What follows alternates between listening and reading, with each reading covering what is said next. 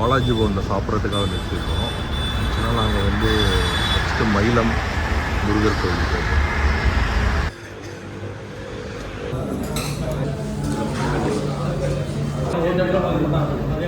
சாம்பார்லாம் செஞ்சு வாளியில் கொடுத்துருக்காங்க.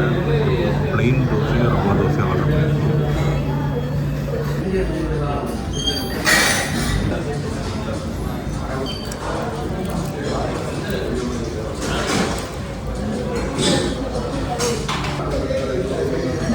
பூண்டு சட்னி நல்லா இருக்குல்ல, சூப்பராக இருக்குது பூண்டு சட்னி.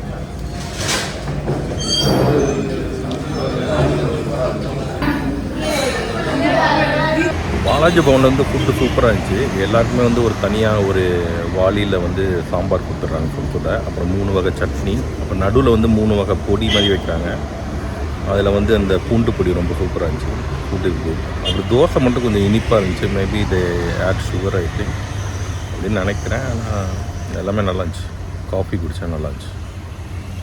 இந்த பாலாஜி பவன் எங்கே இருக்குதுன்னு பார்த்தீங்கன்னா மேல்மருவத்தை தாண்டி ஹைவேயில் இருக்குது.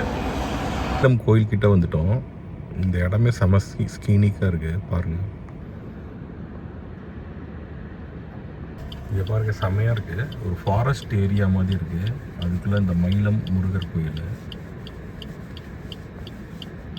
இங்கே ஒரு செக் போஸ்ட் மாதிரி இருக்குது. எவ்வளோ வாங்குறாங்கன்னு தெரில காருக்கு. கிட்ட போனாலும் தெரியும்.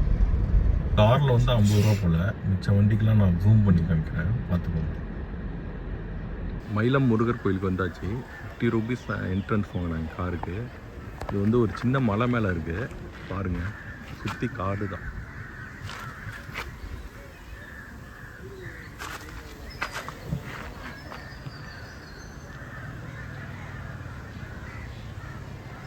கோயில் என்ட்ரன்ஸ் போல். கோயில் என்ட்ரன்ஸ் கிட்ட வந்தாச்சு.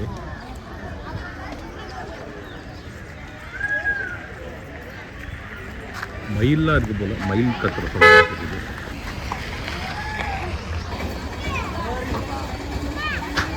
படிக்கட்டலாம் இல்லை.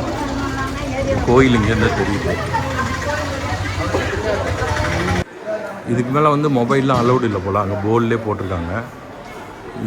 இதோட என்னோடய வீடியோ முடிச்சுக்கிறேன். இதுதான் மயிலம் முருகர் கோயில். பயங்கர சூப்பராக இருக்குது. எல்லாம் வந்து கண்டிப்பாக வந்து தரிசனம் பண்ணுங்க.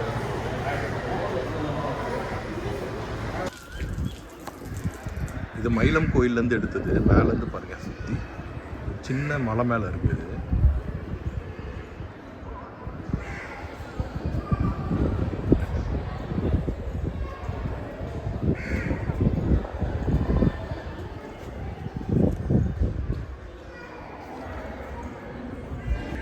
Okay boy, see you in another video.